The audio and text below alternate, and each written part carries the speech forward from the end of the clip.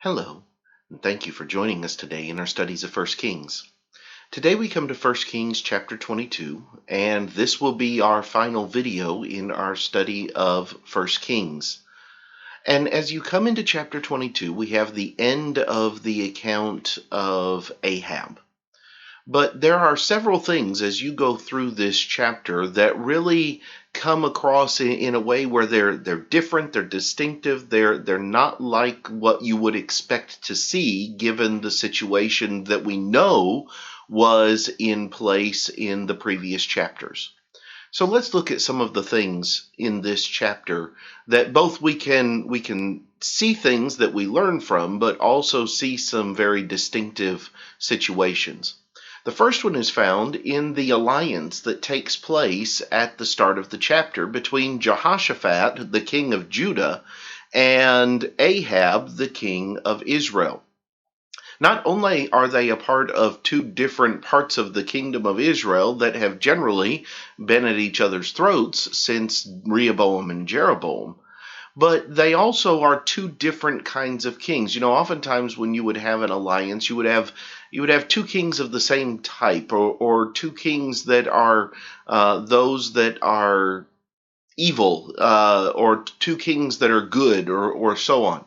But here you have one king in Jehoshaphat that, as the end of the chapter describes, is a good king who seeks to do what is right. And then you have Ahab, who is the exact opposite of that.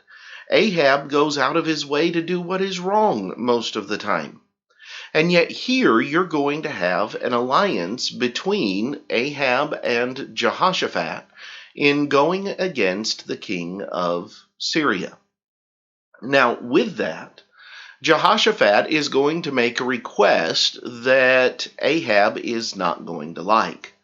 Jehoshaphat wants to know what God says about the situation. Ahab couldn't care less about what God says. As a matter of fact, Ahab has spent many years now ignoring everything that God says. But in order to appease Jehoshaphat, because he is a good king, Ahab is going to call in his prophets. Now, his prophets, in this case, in many ways, are just yes men. Whatever it is that the king says that he wants to do, that's what these prophets are going to say for him to do. Because they know who he is, they know who his wife is, and they like keeping their heads. And so you have these men that come in, and Ahab asks what it is that they should do, and they say, go up and you'll be blessed, and everything will be well. Jehoshaphat, seemingly knowing that this is the case, asks Ahab, he says, is there another prophet that we can go to see what God thinks? And that's when we're introduced to a man by the name of Micaiah. We see this alliance that is different. It doesn't quite jive right. And yet Jehoshaphat is going to ask for a prophet, and that prophet is going to be Micaiah. And Ahab says, I hate him because he never has anything good to say about me. Well, there's a reason for that. Because this prophet is not a yes man. This prophet is one who actually speaks for God. So Jehoshaphat says he wants to hear from him. Ahab is going to send for him. And the one who is sent to Micaiah tells him as he's bringing him in that everybody else has already signed off on this. Just don't rock the boat. So Micaiah comes in, and Micaiah, in a very sarcastic tone, says, oh, go and do whatever you want to. Everything will be fine. And Ahab gets a little bit perturbed at Micaiah because he says, you're supposed to just tell me the way it is. And so Micaiah is going to tell him. He's going to tell him that if he goes into battle, he will die. And of course, Ahab then responds with, see, I told you he never says anything good about me. And then Micaiah is going to talk about a vision. And we're going to get to that in just a minute. But I want you to notice the courage that it takes Micaiah to stand up and to tell not just one king, but two kings that the things that they are planning are not going to work out well. Now, Jehoshaphat is going to be the one who has asked for Micaiah's opinion. And then when Micaiah gives his opinion, he's going to go to battle anyway.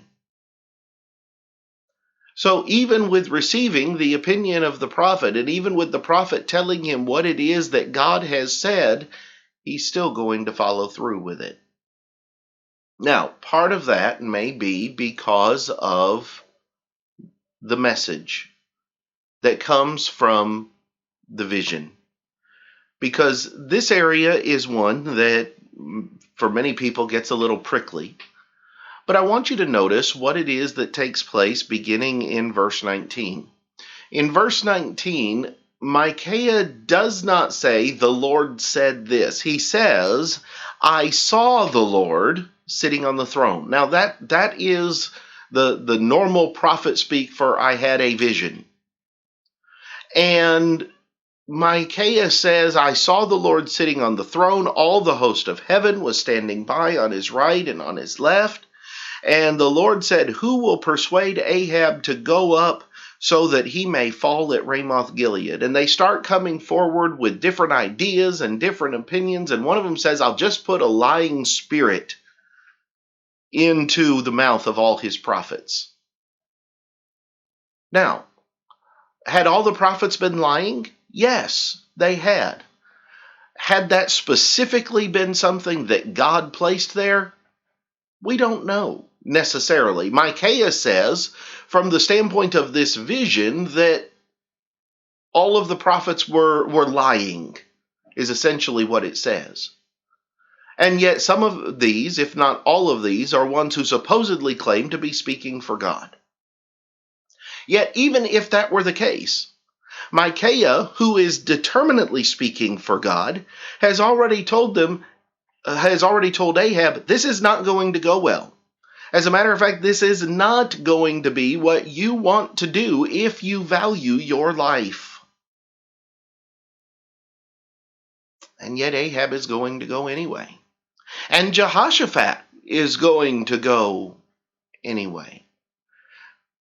Now, Ahab, at least to some degree, seems to believe in the possibility of what it is that Micaiah says, because he is going to dress up and go into battle in disguise, not in the garb of the king and of the general of the army. He's going to go in looking like one of the common soldiers. And he is still going to be killed in the midst of the battle.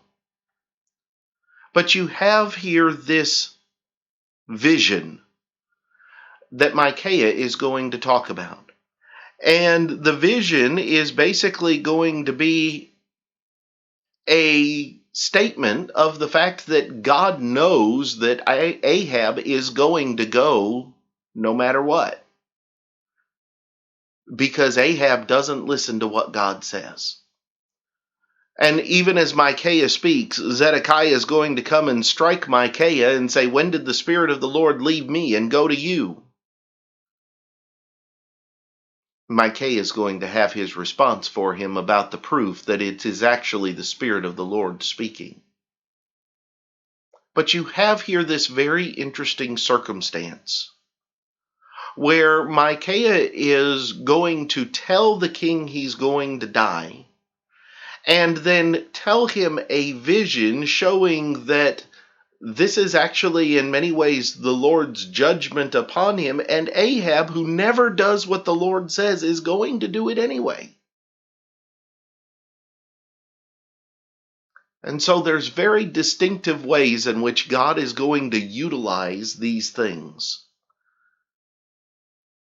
Because even if you say that God sent this lying spirit, he also told him the truth about what it was that he was being lied to about. Which means he's giving him his options.